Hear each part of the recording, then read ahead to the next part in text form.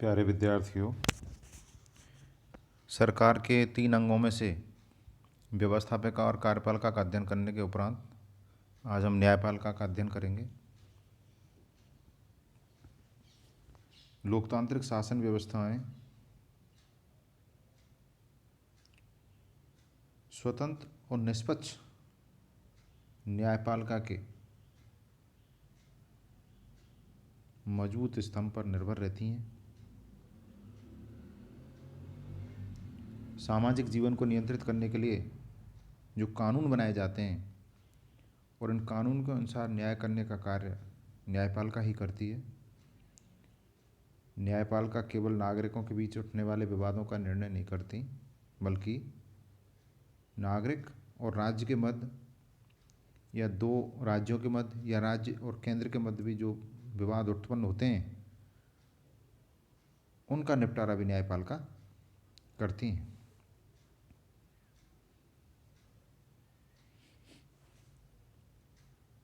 न्यायपालिका क्या होती है? विभिन्न विद्वानों ने अपने अपने हिसाब से बतलाया है। इसका सामान्य अर्थ है कि कानूनों की व्याख्या करने, जो कानून निर्मित किए जाते हैं सरकार द्वारा, व्यवस्थापिका जो कानून बनाती है उनको उनकी व्याख्या करने और उनका उल्लंघन करने वाले व्यक्तियों को दंडित करने वाली एक संस्थागत व्यवस्था है, वो न्यायपालिका है। लास्की ने कहा है, न्यायपालिका अधिकारियों का एक समूह है जिनका कार्य किसी कानून के उल्लंघन करने की शिकायत का समाधान करना और फैसला करना है। वॉल्टर एच हैमिल्टन ने कहा है, न्यायिक प्रक्रिया न्यायाधीशों के द्वारा मुकदमों का निर्णय करने की एक मानसिक प्रविधि है। इस प्रकार इन विद्वानों ने अपने अपने हिसाब से न्यायपालिका की परिभाषा दी है। न्यायपालिका का महत्व, डॉक्टर गवर्नर ने न्यायपालिका का महत्व बताते हुए लिखा है, न्याय विभाग के अभाव में एक सभ्य समाज की या एक सभ्य राज्य की कल्पना नहीं की जा सकती। कोई भी समाज बिना विधानमंडल के रह सकता है, लेकिन कोई भी राज्य या समाज न्यायपालिका के बिना नहीं रह सकता। मैरियट एक विद्वान हुए हैं, उन्होंने न्यायपालिका के महत्व के बारे में बताया है कि सरकार के जितने भी कार्य हैं उनमें न्यायिक कार्य सर्वाधिक महत्वपूर्ण है, क्योंकि इसका सीधा संबंध नागरिकों से होता है। कानून बनाने वाली मशीनरी कितनी ही विस्तृत और वैज्ञानिक क्यों ना हो, कानून का क्रियान्वयन करने वाला संगठन कितना ही पूर्ण क्यों ना हो, फिर भी नागरिक का जीवन दुखी हो सकता है, उसकी संपत्ति को खतरा उत्पन्न हो सकता है। यदि न्याय में देरी हो जाए, न्याय में दोष रह जाए या कानून की व्याख्या पक्षपातपूर्वक या भ्रामक हो, तो व्यवस्थापिका और कार्यपालिका से काम नहीं चलता। यह न्यायपालिका का सक्रिय होना और प्रभावी होना जरूरी है। लॉर्ड व्यास ने लिखा है, किसी शासन की श्रेष्ठता को जांचने के लिए न्याय व्यवस्था की निपुणता से बढ़कर और कोई अच्छी कसौटी नहीं होती, क्योंकि किसी और चीज़ से नागरिक की सुरक्षा और हितों पर प्रभाव नहीं पड़ता जितना कि उसके इस ज्ञान से कि वह एक निश्चित, शीघ्र और पक्षपात रहित न्याय शासन पर निर्भर रह सकता है। कानून का सम्मान तभी तक होता है जब यह निर्दोष व्यक्तियों की रक्षा के लिए ढाल बन जाता है, प्रत्येक नागरिक के निजी अधिकार का संरक्षण करता है, और यदि न्याय का दीपक बुझ जाए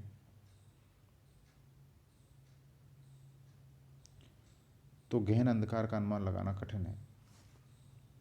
इसलिए न्यायपालिका नागरिकों के अधिकारों, नागरिकों की स्वतंत्रताओं और संविधान की संरक्षक मानी गई है।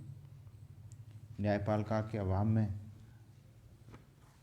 चोरों, डकैतों और समाज घटकों का सज्जन और निर्बलों की संपत्ति पर अधिकार हो जाएगा, समाज में अन्याय फैल जाएगा। अतः किसी भी प्रजातांत्रिक राज्य में समाज और शासन को मर्यादित करने के लिए न्यायपालिका का महत्व सर्वोपरि है। निष्पक्ष और शीघ्र तथा सुलभ न्याय लोकतंत्र को साकार कर सकता है।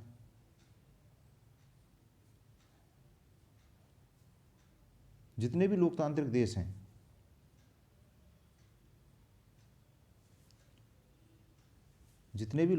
देश हैं, उन्होंने अपने नागरिकों को विभिन्न मौलिक अधिकार प्रदान किए हैं और इन अधिकारों की रक्षा का दायित्व न्यायपालिका पर स्वतः आ जाता है।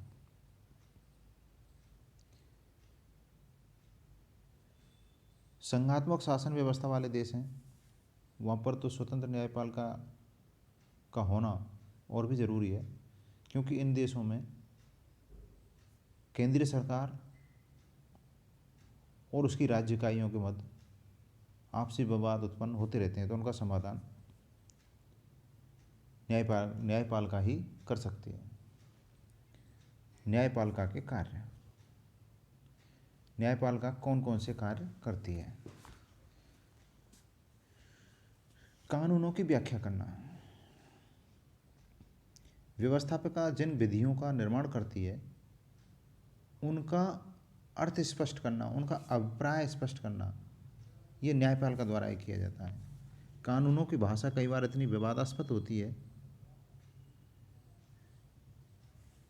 कि उसके सटीक अर्थ के बारे में अनुमान नहीं लगाया जा सकता। इस प्रकार की परिस्थितियों में कानूनों की आधिकारिक व्याख्या का कार्य न्यायपालिका के द्वारा किया जाता है। नागरिक अधिकारों की रक्षा करना दूसरा कार्य।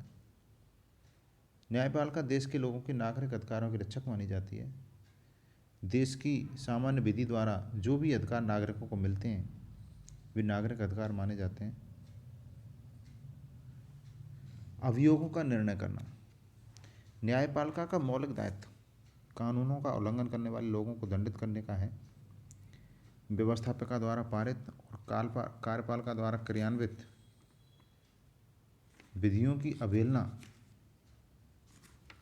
करने वाले नागरिकों के विरुद्ध जो अभियोग प्रस्तुत किए जाते हैं उनका निर्णय न्यायपालिका करती है। संविधान की संरक्षक, सरकार के व्यवस्थापिका और कार्यपालिका निकाय द्वारा शासन संबंधी जो कार्य किए जाते हैं वे संविधान सम्मत हैं या नहीं, उनके कार्यों में संविधान की भावना और प्रावधानों का उल्लंघन तो नहीं हो रहा, ये देखना न्यायपालिका के कार्यक्षेत्र में आता है। संविधान की रक्षा के लिए अमेरिका में 1803 में मुख्य न्यायाधीश मार्शल ने मार्बरी बनाम मेडिसल विवाद में ये निर्णय दिया था कि उच्चतम न्यायालय को यह अधिकार है कि वह देख सके कि कांग्रेस द्वारा पास किया गया कानून संविधान सम्मत है या नहीं। अगला कार्य है मौलिक अधिकारों की अवरक्षक।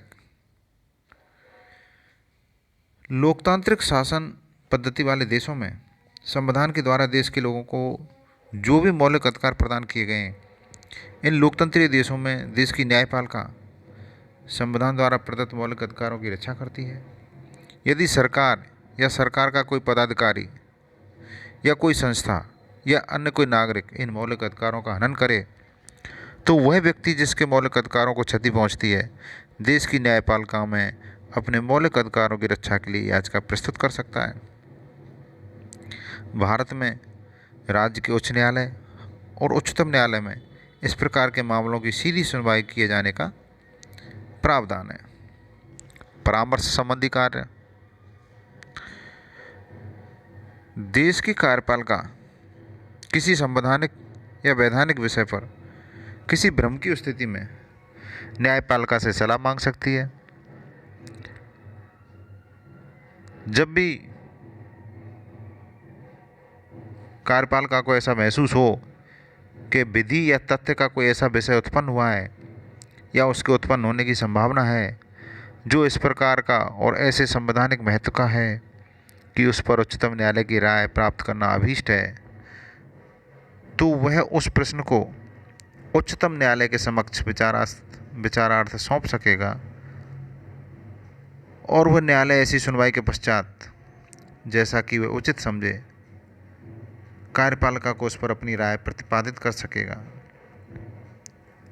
अगला कार्य है संघीय व्यवस्था में केंद्र तथा इकाइयों के क्षेत्र अधिकार संबंधी विवादों का निर्णय करना। सभी संघीय व्यवस्था वाले देशों में केंद्र और उसकी राज्य इकाइयों के मध्य शक्तियों का विभाजन संविधान द्वारा किया जाता है। ऐसे देशों में इस बात की संभावना बनी रहती है कि केंद्र और राज्य सरकारों के बीच क्षेत्राधिकार के प्रश्न को लेकर विवाद उत्पन्न हो सकते हैं। इस प्रकार के विवादों में निर्णय करने का कार्य उस देश की सर्वोच्च न्यायपालिका द्वारा किया जाता है। विविध कार्य, जैसे कोई अल्पवयस्क है तो उसकी संपत्ति के लिए संरक्षक या ट्रस्टी की नियुक्ति करना, वसीयतनामे को पंजीकृत करना या मृत व्यक्तियों की संपत्ति का प्रबंधन करना जिनके कोई उत्तराधिकारी ना हो। ऐसी कंपनियां जो अपने आर्थिक उत्तरदायित्व को पूरा करने में असमर्थ हों, उनके लिए रिसीवर नियुक्त करना, अनुज्ञा पत्र जारी करना, विदेशियों को नागरिकता देने के लिए प्रमाण पत्र देना, नागरिकों को विवाहों की स्वीकृति देना, ये ऐसे कार्य हैं जिनको न्यायपालिका करती है। न्यायपालिका अपने कर्मचारियों की नियुक्ति स्वयं करती है। भारत में संविधान उच्चतम न्यायालय को यह अधिकार देता है कि वह अपने पदाधिकारियों और सेवकों की नियुक्तियां भारत के मुख्य न्यायाधिपति या उसके द्वारा निर्देशित उस न्यायालय के न्यायाधिपति या पदाधिकारी द्वारा की जाएगी। न्यायपालिका विदेशी अपराधियों के प्रत्यर्पण संबंधी निर्णय भी करती है।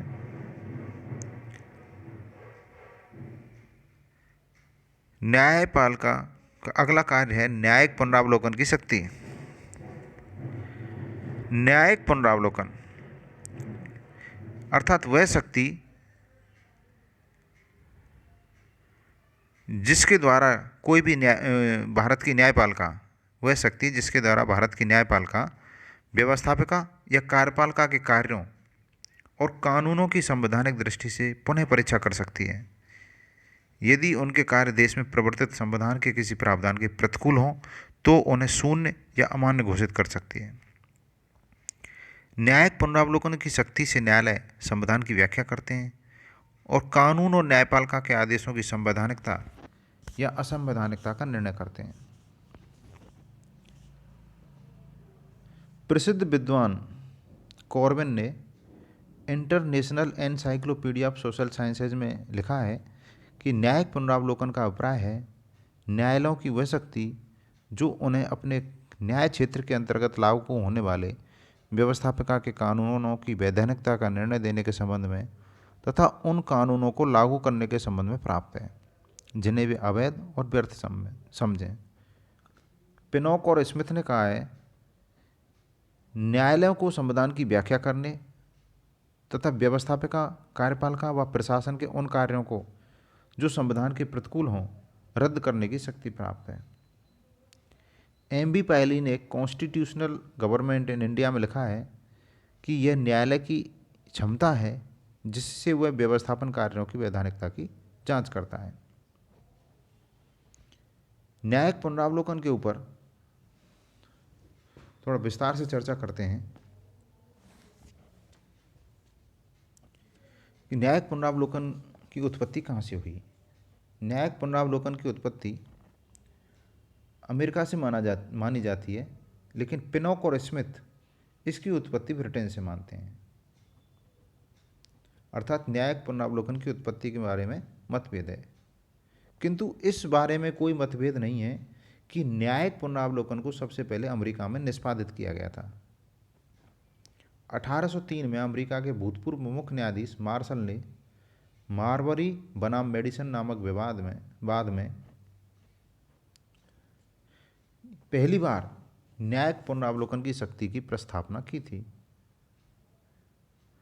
अपने निर्णय में माननीय न्यायाधीश ने निर्णय दिया कि लिखित, अचल और सर्वोत्तम संविधान की धारणा जब तक व्यावहारिक नहीं बन सकती, जब तक न्यायालयों को कार्यपालिका और व्यवस्थापिका के कार्यों की इस दृष्टि से जांच का अधिकार ना हो कि वह कार्य संविधान के अनुकूल है अथवा नहीं।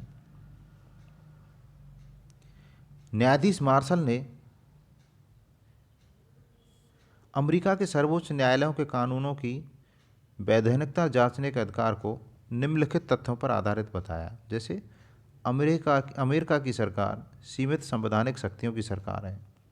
दूसरा, लिखित और अचल संविधान सरकार की शक्तियों को सीमित करने का आधार प्रस्तुत करता है। तीसरा, संवैधानिक कानून साधारण कानून से सर्वोच्च हैं।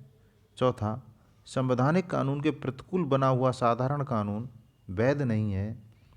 पांचवा, संविधान के प्रतिकूल कानूनों को लागू करने से रोकने का न्यायालय अधिकार रखता है।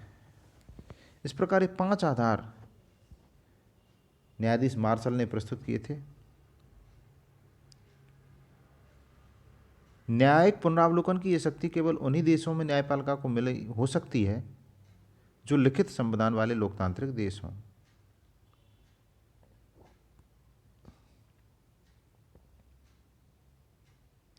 न्यायिक पुनरावलोकन की शक्ति के द्वारा संविधान का संरक्षण होता है, संविधान की सटीक व्याख्या होती है, व्यक्तिगत और मौलिक अधिकारों की रक्षा होती है और संविधान की सर्वोच्चता की स्थापना होती है। इन कार्यों में न्यायिक पुनरावलोकन का महत्वपूर्ण योगदान होता है। भारत में न्यायिक पुनरावलोकन के बारे में अगर बात करें तो भारत का संविधान लिखित अचल संविधान है। संघीय और राज्य सरकार की शक्तियों का स्रोत संविधान है और संविधान के अनुच्छेद 13(2) में लिखा गया है कि राज्य कोई ऐसी विधि नहीं बनाएगा जो संविधान के भाग 3 में दिए गए मौलिक अधिकारों को कम करती हो या इन अधिकारों के उल्लंघन में संविधान के भाग 3 में दिए गए मौलिक अधिकारों का कम करती हो, और अगर कोई करती है, अगर कोई ऐसी विधि बना दी जाती है तो ऐसी विधि जो इन अधिकारों का उल्लंघन करती है उसको शून्य माना जाएगा। यानी कोई ऐसी विधि नहीं बनाई जा सकती जो मौलिक अधिकारों का हनन करे। संविधान के अनुच्छेद 32 में नागरिकों के मौलिक अधिकारों को संरक्षण प्रदान करते हुए कहा है कि इन अधिकारों को प्रवर्तित करने के लिए उच्चतम न्यायालय को समुचित कार्रवाई द्वारा प्रचारित करने का अधिकार दिया गया है। अर्थात मौलिक अधिकारों की रक्षा के लिए उच्चतम न्यायालय में सीधी सुनवाई की जा सकती है। संविधान के भाग 3 में दिए गए अधिकारों में से किसी को भी प्रवर्तित कराने के लिए न्यायालय आदेश, निर्देश, लेख, जिनके अंतर्गत जैसे बंदी प्रत्यक्षीकरण, परमादेश, प्रतिषेध, अधिकार परीक्षा और उत्प्रेषण प्रकार के लेख हैं को निकालने की शक्ति प्राप्त होगी। उच्चतम न्यायालय की तरह अनुच्छेद 226 के तहत राज्य के उच्च न्यायालयों को भी अधिकार दिए गए हैं कि वो संविधान के भाग 3 में प्रदत्त अधिकारों को प्रवर्तित करने के लिए उस राज्य क्षेत्र में किसी व्यक्ति या प्राधिकरण के प्रति किसी प्रकार के आदेश, निर्देश या लेख जारी कर सकते हैं। भारत में न्यायिक पुनरावलोकन की शक्ति का अगर मूल्यांकन करें तो भारत में न्यायिक पुनरावलोकन का क्षेत्र अमेरिका के तुलना में सीमित है। एम.बी. पायली ने अपनी पुस्तक कॉन्स्टिट्यूशनल गवर्नमेंट इन इंडिया में लिखा है कि भारत में न्यायिक पुनरावलोकन का क्षेत्र इतना विस्तृत नहीं है जितना कि संयुक्त राज्य अमेरिका में। न्यायिक पुनरावलोकन भारत में 2 अतियों के बीच में है। अगर 2 एंड हों, एक तरफ अमेरिका और दूसरी तरफ ब्रिटेन जहां न्यायिक सर्वोच्चता है, अमेरिका जहां न्यायिक सर्वोच्चता है और ब्रिटेन जहां संसद सर्वोच्च है, इन दोनों के बीच की स्थिति भारत में है। भारत के संविधान में न्यायिक पुनरावलोकन के अधिकार को सीमित रखने के पीछे मंशा थी कि न्यायपालिका को संसद बनने से रोका जा सके। भारत में न्यायिक पुनरावलोकन के द्वारा किसी कानून की वही धारा या उपधारा रद्द की जाती है जो संविधान के प्रतिकूल होती है। लेकिन अमेरिका में पूरे अधिनियम को ही रद्द कर दिया जाता है। भारत के उच्चतम न्यायालय को अनुच्छेद 137 के अंतर्गत अपने ही निर्णय को पुनः अवलोकित करने, उसकी पुष्टि करने या उसे रद्द करने या संशोधित करने का अधिकार प्राप्त है। इस अधिकार द्वारा उच्चतम न्यायालय संविधान को सजीव, जीवंत और बदली हुई परिस्थितियों के अनुसार ढालने का काम करता है। उच्चतम न्यायालय न्यायिक पुनरावलोकन की शक्ति के प्रयोग में कानून द्वारा स्थापित प्रक्रिया का उपयोग करता है। किसी अधिनियम का पुनरावलोकन करते समय उच्चतम न्यायालय यह मानकर चलता है कि यह अधिनियम वैधानिक है, अर्थात न्यायिक पुनरावलोकन करते समय उच्चतम न्यायालय विचाराधीन अधिनियम की अवैधानिकता के पूर्वाग्रह से ग्रस्त नहीं रहता।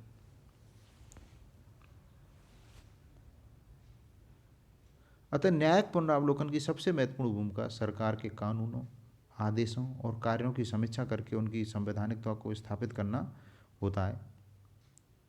भारत में सरकार के कार्य संविधान के प्रावधानों के अनुरूप हैं या नहीं, इसका निर्णय उच्चतम न्यायालय ही करता है। आज के लेक्चर में इतना ही। धन्यवाद।